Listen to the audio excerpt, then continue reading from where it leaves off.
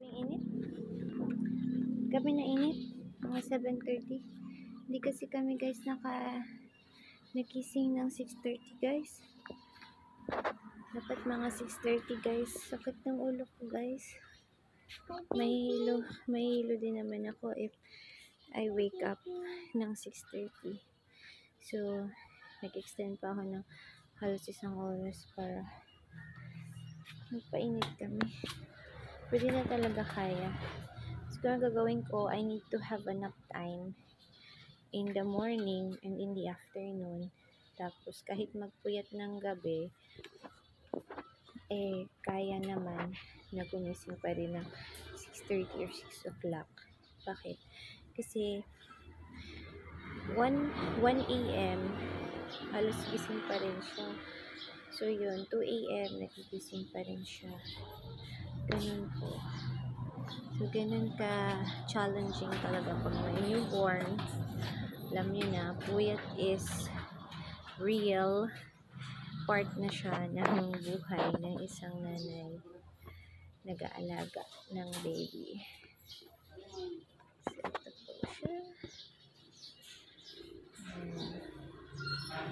So, ayun sa likod tingnan. Araw-araw meron kaming labahan ng mga lampinya or white clothes para hindi po natatambakan at hindi rin po iniipis at iniinsekto yung aming maliit na bahay, yung aming kwarto. Kahit siguro konting sunlight, ultraviolet, that will activate our vitamin D production will help. So, papainit pa rin ako dito. Ako, hindi lang naman to para sa baby, kundi para sa akin din. Ayan. Minsan lumililim dito.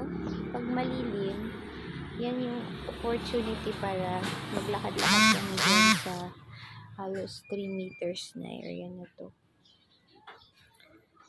Pero yung direct na talagang tinututok ko siya sa liwanag, hindi kaya ngayon.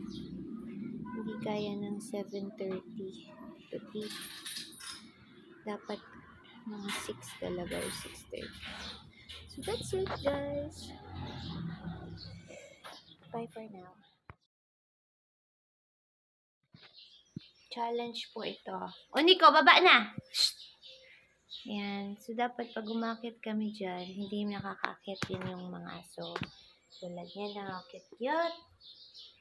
Kasi, naglalaro sila sa bubong. Pag naglaro sila sa bubong, pwede silang mahulog. At maingay din para sa akin. Baba na dyan, Unico. Shh! Ayan o. Baba na! Mama! Bibayo! Si Unico! Habang magbaba. Mama! Oh!